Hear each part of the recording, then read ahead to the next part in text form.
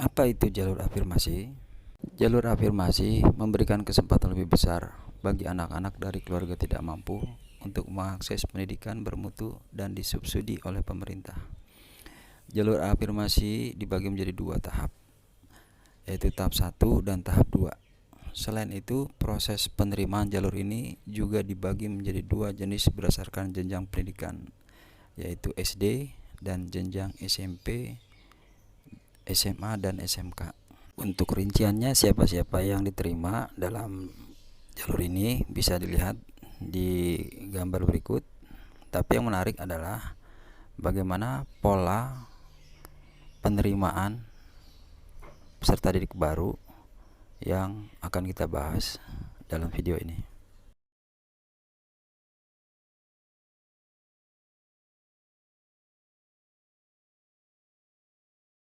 Saya akan mengambil contoh kasus pada jalur inklusi. Jalur inklusi secara umum adalah jalur pendaftaran sekolah yang diperuntukkan untuk anak berkebutuhan khusus atau ABK. Jalur inklusi ini termasuk dalam prioritas 1 di jalur afirmasi yang berbarengan pelaksananya dengan anak panti dan anak nakes yang meninggal dunia dalam penanganan COVID-19.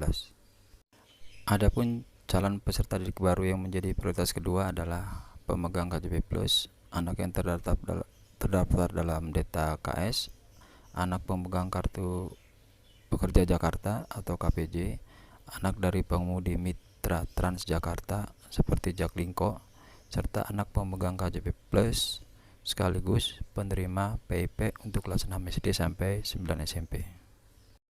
Oke, kita langsung mulai pembahasan. Kita dapat perhatikan tabel hasil seleksi dari afirmasi inklusi hari pertama.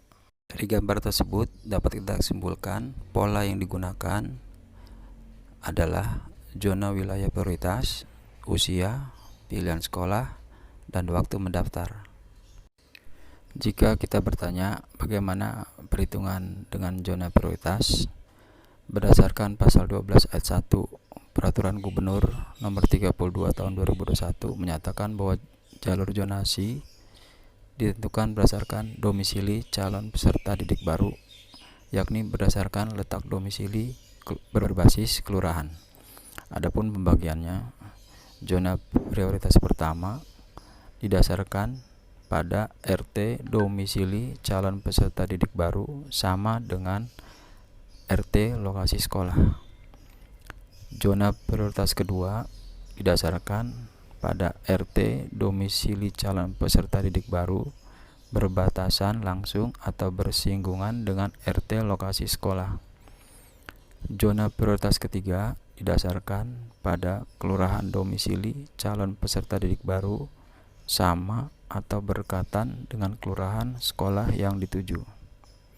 Sementara dalam pasal 12 ayat 2 menyatakan bahwa jika jumlah calon peserta didik baru yang mendaftar melalui jalur zonasi melebihi daya tampung, maka dilakukan seleksi dengan cara usia, pilihan sekolah, waktu mendaftar.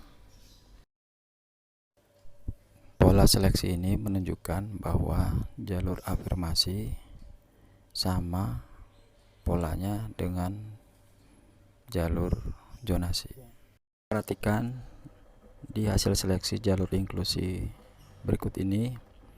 Saya ambil contoh di SMP 15 yang terletak di Kelurahan Menteng Dalam, Tebet.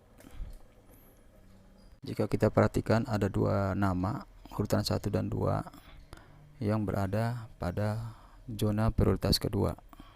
Artinya tempat tinggal calon peserta didik baru berada pada RT domisili yang berbatasan langsung atau bersinggungan dengan RT lokasi sekolah. Perhatikan tabel Excel berikut. Ada 3 kelurahan dalam lingkup zona prioritas 2, yaitu Menteng Dalam, Tebet Barat, dan Pancoran. Kelurahan yang berada di luar dari 3 kelurahan ini peluangnya adalah lebih kecil. Dari tabel ini kita melihat ketersediaan bangku adalah 41. Artinya jika kuota telah terpenuhi dari 3 kelurahan yang ada di prioritas kedua, maka calon peserta didik baru yang berada di prioritas ketiga tidak akan dapat masuk dalam seleksi ini. Ada baiknya sebelum memilih sekolah, kita perhatikan baik-baik jumlah kuota yang tersedia dan juga domisili di mana tempat kita tinggal. Jika kita memilih sekolah yang terletak jauh dari domisili tempat kita tinggal, dikhawatirkan peluang kita akan lebih kecil. Untuk mengetahui jumlah kuota yang tersedia di tiap sekolah, perhatikan gambar berikut. Bagian menu sebelah kiri, klik jalur yang ingin dituju. Lalu pada bagian menu atas, klik Pagu.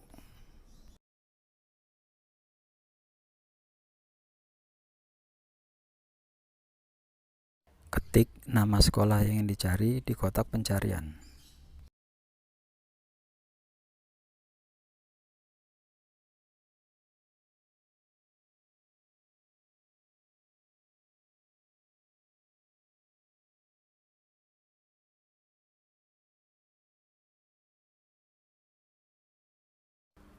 Cara untuk mengetahui daftar zona sekolah.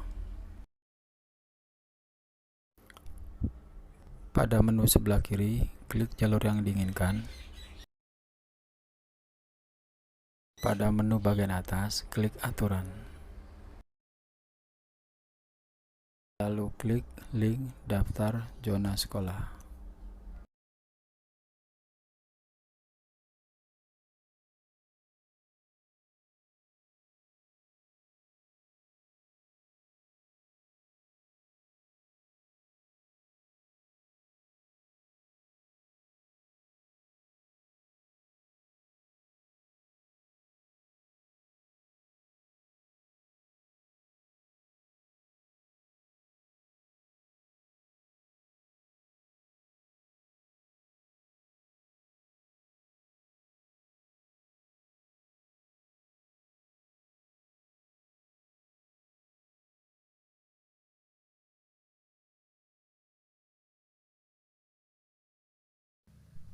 Demikian info yang singkat ini, semoga bermanfaat. Terima kasih.